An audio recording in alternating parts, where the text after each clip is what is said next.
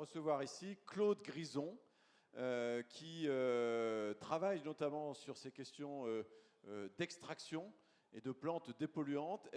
On a beaucoup de chance de la recevoir parce que, d'abord, elle fait des travaux d'exception depuis pas mal d'années et elle vient de recevoir le prix de l'inventeur européen de l'année dans la catégorie recherche. Donc on va enchaîner sur une séquence un peu plus courte avec différents sujets. On appelle ça le JT, une forme de journal avec différents sujets courts. Mais on va démarrer tout de suite, s'il vous plaît, sous vos applaudissements, avec Claude Grison, et ensuite les autres nous rejoindront. Merci beaucoup. Claude Grison.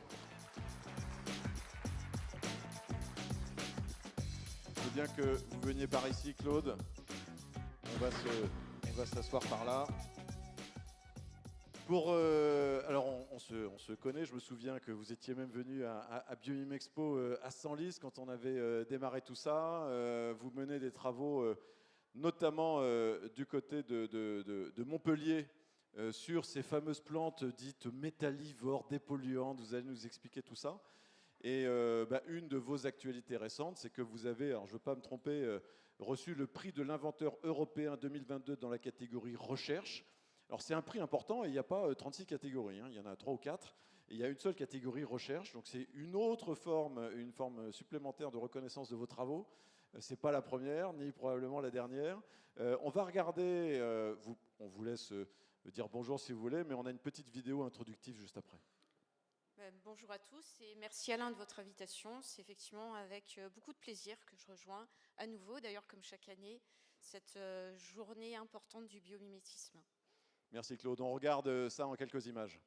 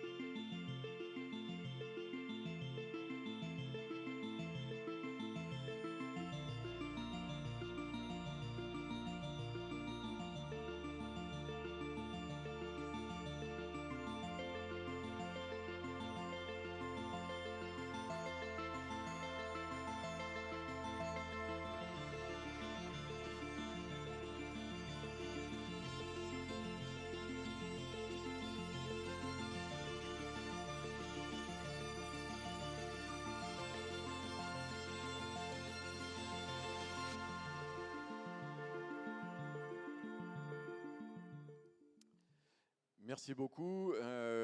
Alors Claude, vous allez nous expliquer ça, pardon, c'est moi. Vous allez nous expliquer ça en quelques minutes. Juste avant, parce que quand on s'est croisés ce matin, vous m'avez dit que l'agenda était chargé, que vous étiez très sollicité. On est encore plus content de vous avoir. Mais est-ce que, avant l'explication, est-ce que les médias, les industriels, les parties prenantes, les collectivités locales s'intéressent de plus en plus à ce que vous faites? Est-ce que vous sentez une forme d'accélération, probablement liée aux enjeux environnementaux, d'intérêt sur les travaux que vous menez? Alors effectivement, de plus en plus, je pense que ce prix décerné par l'Office européen des brevets en est un exemple. Je pense que c'est la première fois finalement qu'une technologie issue de solutions fondées sur la nature, du milieu de l'écologie scientifique est récompensée. On voit beaucoup plus traditionnellement des prix octroyés sur de hautes technologies ou des résultats dans le domaine de la santé. Donc là, c'était déjà, je dirais, un bel encouragement pour ce domaine qui, effectivement, intéresse de plus en plus. Alors, techniquement, comment ça marche? Vous menez des expérimentations depuis longtemps sur des terrains fortement pollués, riches en métaux lourds. Quels sont les types de plantes que vous utilisez? Parce que j'imagine que toutes n'ont pas les mêmes capacités. Pour travailler plutôt sur quel type de sol et quel est le procédé? Alors en fait, nos technologies qui utilisent les espèces végétales concernent deux scénarios assez différents. Il y a tout d'abord donc effectivement la pollution des sols, dont on sait bien que la qualité des sols est essentielle pour de nombreuses raisons. Eh bien, on s'est intéressé aux sols qui sont fortement impactés par des activités industrielles telles que les activités minières. Et là, on a identifié des plantes Je rejoins un petit peu la discussion de tout à l'heure qui disait est-ce que les plantes n'intéressent pas toujours parce qu'elles ne bougent pas? Moi, je trouve que c'est le contraire. Elles sont contraintes à l'immobilisme.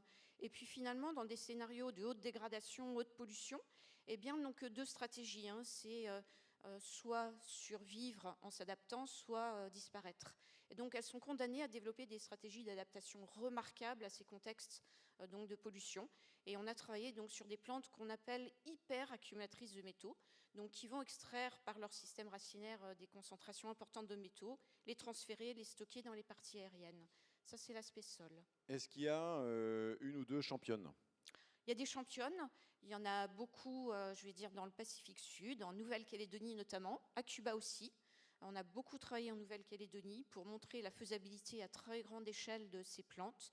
Ce sont des arbres qui vont jusqu'à 10 mètres d'envergure quand ces plantes sont à maturité, qui vont accumuler des quantités astronomiques de manganèse, de nickel, de cuivre, de zinc, donc à des concentrations qui sont faramineuses. On parle parfois même de folie végétale. On est capable de trouver jusqu'à 20% de nickel dans certaines feuilles ou dans la sève de ces arbres, ce qui est tout à fait remarquable, exceptionnel et impressionnant. Est-ce qu'elles font ça parce qu'elles sont bien obligées de le faire, parce que, comme vous avez dit, c'est là où elles sont, ou est-ce que ça participe à leur métabolisme? Elles sont faites pour ça? Alors, elles ne sont pas faites pour ça à la base. C'est vraiment une adaptation locale pour des stratégies de survie. Celles qui n'ont pas réussi à développer ces scénarios ont disparu. En revanche, on a montré sur une plante française dans le sud de la France, dans le Gard, qui est aussi un ancien département minier, qu'une plante qui appartient à une famille qu'on connaît bien en général, brassicacées, comme les choux-fleurs, la moutarde, etc., que ces plantes qui avaient l'habitude de se défendre contre des prédateurs en libérant des molécules toxiques, eh bien, diminuaient la quantité de ces molécules toxiques et comptaient sur la présence d'éléments métalliques pour mieux se défendre de façon indirecte vis-à-vis de ces prédateurs. Ah oui, là, l'ingrédient métallique, il agit un peu comme un carburant pour ses défenses. Quelque part, voilà. Okay. Donc c'est une des explications. Alors, mais vous allez plus loin parce que ces plantes hyperaccumulatrices accumulent ça dans leur partie aérienne, dans leurs feuilles, et vous ne vous arrêtez pas là parce que vous utilisez ensuite ça. Tout à fait. Et c'est l'innovation principale donc, qui a été récompensée là, à savoir que pour que ces solutions écologiques soient viables, pérennes, durables et développées à grande échelle, il faut absolument leur trouver je veux dire, un débouché, une valorisation économique qui est crédible, qui est forte, mais qui est aussi cohérente avec l'effort initial de dépollution. Donc, ce qui n'est pas simple. Et donc, l'idée que nous avons eue, qui est maintenant développée industriellement, eh bien, c'est de transformer ces parties aériennes ou ces litières de ces arbres chargés en éléments métalliques en ce qu'on a appelé des éco-catalyseurs, des boosters de réaction, mais des éléments métalliques qui, cette fois-ci, sont d'origine végétale. Et ça nous a permis de revisiter complètement la chimie et de produire des molécules à haute valeur ajoutée de façon complètement naturelle et par une démarche 100% bio-inspirée. C'est ce qu'on appelle, on pourrait dire, de l'éco-catalyse bio-inspirée, verte, circulaire. Enfin, c'est un peu Oui, cet ensemble-là. Voilà, c'est ça, parce que donc, la grosse réflexion était de se dire comment va-t-on utiliser ces catalyseurs métalliques, mais mieux que ce qu'on a pu développer pendant un siècle. Donc, comment ne pas reproduire à l'infini les mêmes erreurs et les engager dans des procédés de chimie qui vont avoir une forte empreinte environnementale. Et c'est là où la bio-inspiration est formidable. On a revisité des mécanismes naturels, tels que par exemple celui de la photosynthèse, comment le manganèse est utilisé par une plante pour s'en inspirer et développer des catalyseurs qui fonctionneraient de la même façon et qui seraient complètement optimisés, utiles à faible dose et qui n'auraient donc aucun impact sur la nature. Deux questions pour poursuivre. D'abord, comment se porte le sol là où grandissent ces plantes hyperaccumulatrices? Est-ce que petit à petit, il est d'une certaine manière nettoyé ou allégé en métaux? J'imagine qu'il ne redevient pas... mais est-ce qu'il est allégé en métaux? Et deuxièmement, quelles sont vos relations avec, et avec quel type de partenaires académiques et industriels? Alors en fait, l'objectif numéro 1, contrairement à ce qu'on imagine parfois, n'est pas une dépollution totale et rapide, ça ne fonctionne pas aussi simplement que ça, mais c'est tout d'abord réintroduire une végétation durable pour stabiliser le sol, c'est fondamental. Ça se voit très très bien, je veux dire, quand on est en milieu tropical. Si le sol est trop pollué, qu'il n'y a plus de végétation, le moindre épisode pluvieux va lessiver le sol, entraîner la pollution et aller polluer donc les rivières proches. Donc stabiliser le sol en introduisant des plantes qui vont être capables de le faire, c'est la première étape. Et très vite, on se rend compte que la pollution de l'eau est un autre scénario problématique. Et donc là, nous avons développé aussi des technologies adaptées, avec des plantes bien sûr, complètement inspirées de la nature, pour résoudre ce deuxième problème. Une plante bien connue parmi nous a cette capacité, c'est la menthe aquatique par exemple, qui a ces propriétés. D'autres plantes également peuvent le faire.